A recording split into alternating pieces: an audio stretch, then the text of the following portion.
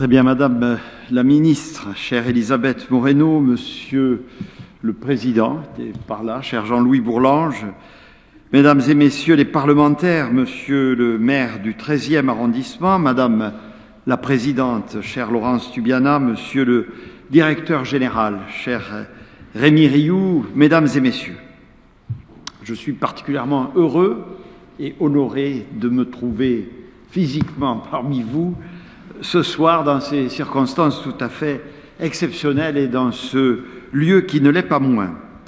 Il y a 80 ans, vous le savez, la France n'était plus en France, mais elle était partout où la France libre se battait pour la reconquête de notre sol et de notre indépendance. Partout où le général de Gaulle avait compris que le lien de notre pays avec le reste du monde serait une aide indispensable à la libération. C'est la raison pour laquelle il a créé en 1941 la Caisse centrale de la France libre, qui permettait à la France combattante de conserver une autonomie financière et sa capacité de gestion. À la libération, des hommes comme Pierre Mendès France prennent conscience de ce que la victoire devait aux économies d'outre-métropole. Dès les années 1950, cet outil a été utilisé pour accompagner les processus d'indépendance, notamment en Afrique, puis le développement de ces jeunes économies et enfin leur entrée dans la mondialisation. La force de cette institution, c'est d'avoir toujours su s'adapter aux évolutions du monde et d'avoir traversé le temps sans perdre de vue les raisons mêmes de son existence. Depuis 80 ans, vous avez ainsi aidé la France à faire vivre, bien au-delà du territoire national et même de sa zone d'influence, les principes universels qui se confondent aujourd'hui avec notre identité. Il n'est plus question, comme autrefois, d'assistance, mais bien de coopération. Nous n'agissons plus pour les autres, nous agissons ensemble. Face aux défis mondiaux, qu'il s'agisse du changement climatique, de l'égalité entre les femmes et les hommes, de la lutte contre la pauvreté et les inégalités mondiales, l'Agence française du développement a toujours préféré le partage de valeurs communes à la dictée d'une vision unilatérale. De Mopti à Ménaka, de Tillabéri à Difa, c'est cette alliance que vous faites vivre au quotidien dans des conditions, hélas, de plus en plus difficiles. Dans un monde où la tentation impérialiste est si forte qu'elle menace partout le multilatéralisme, votre action, l'action de l'Agence est déterminante. Ce modèle d'aide au développement qui, grâce à vous, fait honneur à notre pays, est, il faut bien le dire, concurrencé aujourd'hui par d'autres. Je pense bien sûr à la montée en puissance, plus particulièrement en Afrique, de bailleurs bien moins scrupuleux dans leur pratique du crédit, en matière d'endettement en particulier, et moins soucieux de l'indépendance des pays partenaires. Ces prêteurs sur gages internationaux poursuivent une logique de rentabilité à court terme, contraire aux intérêts des pays qu'ils prétendent soutenir. Face à cette concurrence, il fallait repenser notre stratégie et réarmer notre dispositif. C'est la raison pour laquelle, dès 2017, le président de la République a impulsé une revitalisation complète de notre politique de développement dans sa philosophie, dans ses méthodes comme dans ses moyens. Un projet politique traduit par la loi de programmation du 4 août 2021 relative au développement solidaire et à la lutte contre les inégalités mondiales, défendu par le ministre de l'Europe et des Affaires étrangères, dont je salue l'engagement personnel et celui de ses équipes. Je tiens également à saluer l'engagement de Jean-Louis Bourlanges, président de la Commission des Affaires étrangères, ainsi que d'Hervé Berville, rapporteur de cette loi. Cette loi a fait du développement un pilier à part entière de notre politique étrangère, d'une politique au service d'un modèle de développement français et européen qui défend bien sûr nos valeurs et nos intérêts, mais avec l'ambition de construire de véritables partenariats et de les installer dans la durée sur un pied d'égalité. Pour la France et pour le groupe AFD, la solidarité n'est pas une option économique, mais bien une obligation politique et morale. C'est en réalité la seule politique réaliste au sens fort du terme, tout simplement parce que notre monde est de plus en plus interdépendant. Dernière illustration majeure en date, la pandémie Covid-19, qu'on ne peut espérer éradiquer durablement si les pays pauvres demeurent durablement infectés parce qu'insuffisamment vaccinés et soignés. Les migrations, qui sont les résultats de ces tensions économiques, sociales et politiques, sont également mondiales. Elles constituent à elles seules un défi qui doit être traité à cette échelle. La France a choisi, en s'appuyant notamment sur l'AFD, d'agir sur les causes durables de ces migrations. Elle accompagne les pays les plus vulnérables vers des modèles de croissance qui permettent à leur population de vivre dignement et de s'épanouir là où elles sont, chez elles. C'est notamment la raison pour laquelle, depuis 5 ans, l'éducation, l'égalité entre les femmes et les hommes, la défense des droits humains ont toujours guidé l'action de votre institution. Dès 2017, le cap était clair: recentrer notre coopération sur ces priorités, tout en vous donnant les moyens d'obtenir de véritables résultats. Dans un univers où l'aide au développement devient pour certains un enjeu strictement stratégique, rien n'aurait été pire que de défendre des principes sans s'en donner les moyens. Et de ce point de vue, mesdames et messieurs, les chiffres sont clairs, incontestables et reconnus par tous les acteurs. L'aide française a augmenté de 35% pendant le quinquennat pour atteindre aujourd'hui son niveau le plus haut à 12,5 milliards d'euros. Il représente, ou va représenter en 2022, 0,55 du produit national brut contre 0,4 en 2007. Il était, je vous le rappelle, de 0,33% il y a une vingtaine d'années. Ce montant va continuer à progresser, puisque nous avons fait inscrire dans la loi l'objectif d'atteindre d'ici 2025 0,7% de notre richesse nationale investie dans le développement. Le pari de maintenir une trajectoire en hausse a donc été tenu, y compris, j'y insiste devant vous, durant la crise, alors même que d'autres pays choisissaient de réduire leurs efforts.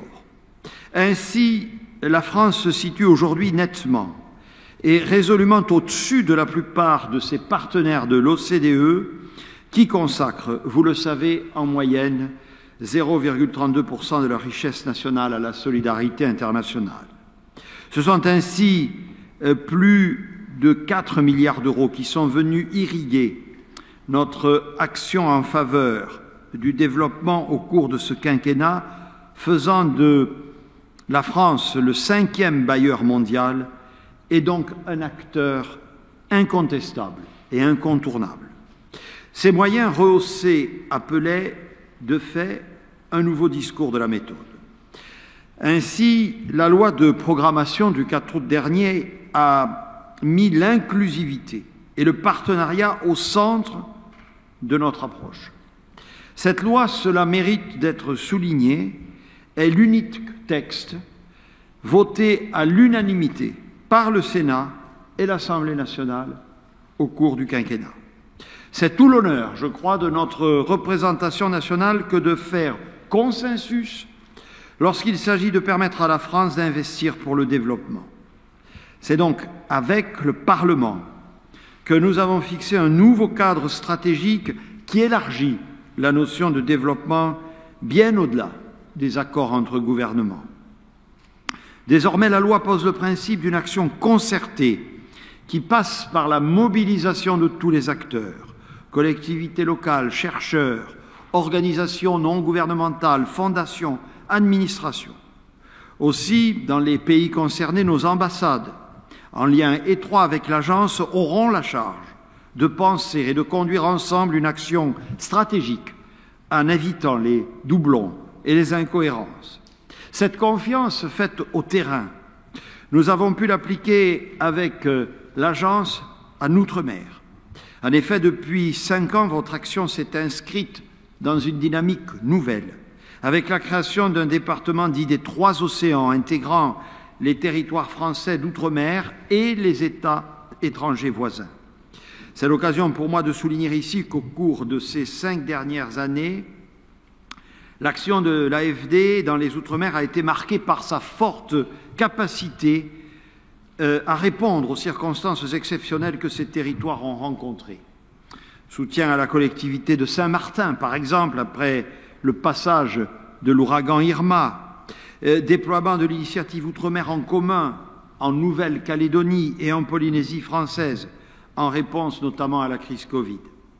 Aujourd'hui, alors que les Antilles connaissent une période troublée, je tiens à saluer le patient travail que l'agence y mène depuis des années, notamment par le biais des contrats Corom signés avec les collectivités et à travers lesquels elle fournit une importante aide en ingénierie. Cette aide permet aux collectivités de restructurer leurs services, de trouver un équilibre budgétaire et financier et donc de disposer à nouveau des capacités pour investir au service de leurs concitoyens. La France a également été en première ligne pour suspendre le service de la dette dans les pays les plus fragiles et les plus affectés, ce qui leur a permis de dégager des liquidités afin d'y faire face. Ainsi, en novembre de l'année dernière, la France a joué un rôle moteur pour obtenir l'adoption par le G20 d'un cadre commun de traitement de la dette des pays pauvres, ce qui a permis d'apporter une réponse plus structurelle et pérenne. Ce qui a été fait à travers le cadre commun du G20 et du Club de Paris. Cette action, je veux dire que nous l'avons poursuivie, notamment à l'occasion du sommet sur le financement des économies africaines qui s'est tenu mi-mai de cette année, notamment en obtenant d'augmenter en faveur du continent africain le bénéfice de l'allocation générale des DTS à hauteur de 650 milliards de dollars. De même, nous avons obtenu du G20 qu'il endosse l'objectif de 100 milliards de dollars de réallocation des droits de tirage spéciaux des grandes économies au bénéfice des pays en ayant le plus besoin, en particulier en Afrique, et nous travaillons à concrétiser cet objectif dans les prochains mois. Parallèlement à cette action sur la finance, la France, mais vous le savez également, s'est fortement mobilisée pour apporter une réponse qui ne soit pas uniquement économique, comme l'illustre l'initiative prise par l'agence intitulée « Santé en commun ». Et je veux ici rappeler la ligne qui a toujours été la nôtre en ce qui concerne les vaccins, sujet ô combien essentiel aujourd'hui, à savoir promouvoir un accès équitable et universel et donner d'ici à la mi-2022 120 millions de doses de vaccins aux pays pauvres, faisant de nous le 3e pays donateur après les États-Unis et l'Allemagne. Aujourd'hui, près de la moitié du chemin est déjà parcouru. Et c'est dans ce même objectif que nous avons encouragé les banques multilatérales de développement à soutenir les financements de vaccins de leurs membres et à les aider à préparer des plans de vaccination nationaux. Plus généralement, nous plaidons pour que ces institutions participent au renforcement des systèmes de santé afin de se préparer aux pandémies à venir. La lutte contre le changement climatique est l'autre grande priorité que s'est fixée l'Agence française du développement. Et vous me permettrez, mesdames et messieurs, à ce titre de remercier très chaleureusement Laurence Tubiana, non seulement pour le rôle que vous avez joué, madame, à la tête du conseil d'administration de l'agence depuis juillet 2013, ainsi que de celui d'Expertise France plus récemment, mais aussi, vous le savez toutes et tous, pour avoir été l'architecte de l'accord de Paris de 2015 et ainsi permis au groupe AFD d'être désormais en pointe sur ces questions. Vous avez également accompagné avec rigueur et bienveillance la grande transformation de l'agence et l'État, par ma voix, ce soir, veut vous remercier du travail si bien accompli. Enfin, nous avons voulu faire de l'efficacité et de la lisibilité un marqueur de notre action. C'est notamment le sens de la mise en place de la commission d'évaluation de l'aide publique au développement. Composée de parlementaires et d'experts reconnus, elle devra apporter un éclairage neuf et aiguisé sur notre action. Elle sera indépendante et donc libre de nous aiguillonner, de mettre le doigt sur ce qui ne va pas, sur ce qui n'est pas efficace. Elle aura aussi le souci de renforcer la confiance de nos concitoyens dans l'aide publique de la France, de dépasser certaines idées reçues et parfois de contrer des fausses informations. Dans ce même ordre d'idées, l'État va bâtir une base de données de l'AFD française accessible à tous, qui doit permettre à chaque citoyen de voir facilement qui fait quoi, avec quels moyens et où. De même, j'attends du groupe AFD qu'il poursuive l'objectif d'efficacité et de sobriété qui lui a été assigné, tant dans sa relation avec ses partenaires que dans son fonctionnement interne, en particulier s'agissant de la pérennité de son modèle financier. Ces mesures doivent aller de pair avec l'accroissement des moyens qui lui a été accordé. Sans cette transparence, nous aurions pris le risque d'affaiblir l'adhésion démocratique à notre approche. Mesdames et messieurs, ce renouvellement de la philosophie et des moyens de l'aide au développement que le président de la République a rappelé lors du sommet de Montpellier le 8 octobre dernier passe également par une place croissante accordée au partenariat avec l'ensemble des membres de la société civile qui jouent un rôle majeur sur le terrain en matière de solidarité. La loi du 4 août 2021 prévoit d'ailleurs le doublement des fonds transitant par les organisations de la société civile et des fonds destinés au soutien à l'action extérieure des collectivités territoriales entre 2007 et 2022. Ce sommet du 8 octobre était d'ailleurs d'un genre nouveau. Sans chef d'État et sans autorité institutionnelle, il était consacré exclusivement à la jeunesse d'Afrique et de France. Aussi, pour la première fois, des centaines de jeunes entrepreneurs, artistes, chercheurs, athlètes, étudiants, personnalités engagées d'Afrique et de France se sont réunis pour envisager les perspectives et les actions concrètes à mener pour le renouveau de la relation entre le continent africain et la France. Cet esprit de renouveau voulu à cette occasion par le président de la République, c'est à vous, cher Philippe Le Houerou, qu'il reviendra, comme nouveau président du conseil d'administration, de le concrétiser bientôt à travers aussi le changement de nom de l'agence. À l'image de cette nouvelle approche qu'il a définie, à la fois plus partenariale et plus inclusive, le président de la République a souhaité que le choix de ce nouveau nom se fasse dans le cadre d'un travail collectif aux côtés des personnels de l'agence, bien sûr, mais aussi de représentants des institutions nationales et internationale, ainsi finalement que de la société civile du monde entier. Sur ce sujet, rendez-vous est pris pour février 2022 au sommet entre l'Union africaine et l'Union européenne, grand moment de la présidence française de l'Union qui débute, comme vous le savez, le 1er janvier prochain et qui verra donc l'officialisation de ce nouveau nom. Là encore, comme elle le fait depuis 80 ans avec une capacité d'adaptation jamais démentie, je sais que l'agence réussira cette nouvelle mue au service de cette belle ambition renouvelée. C'est aussi à vous, cher Philippe, qu'il appartiendra de veiller à la bonne installation de l'AFD dans ses futurs locaux de la gare d'Austerlitz, à quelques pas d'ici.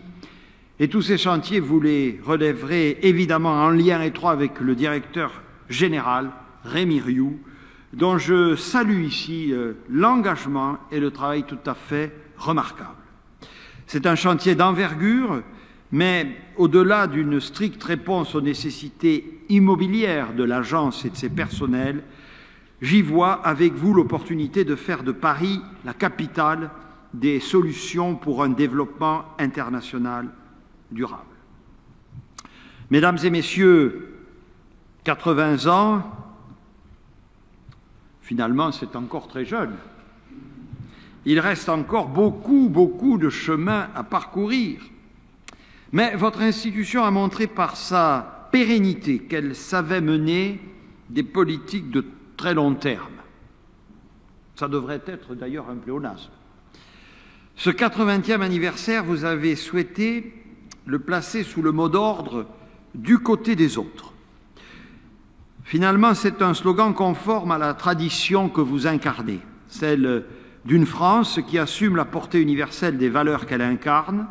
Et c'est aussi un message d'avenir, car il s'agit désormais de faire évoluer et d'enrichir notre regard pour être pleinement à côté, donc à égalité, de ceux dont nous soutenons le développement. Dans quelques instants, je vais aller échanger avec la ministre, avec les jeunes engagés, ce dont je me réjouis, car finalement c'est eux qui vont être non seulement les principaux représentants, mais surtout les principaux acteurs du projet politique qu'ensemble nous portons. Et à cette jeunesse qui s'engage, je dirais dans un instant, en allant à sa rencontre, qu'elle porte un héritage, celui de ces 80 ans d'action de l'Agence française du développement, et un avenir, celui finalement de la France et de son action dans le monde à leur côté. Je vous remercie. Merci.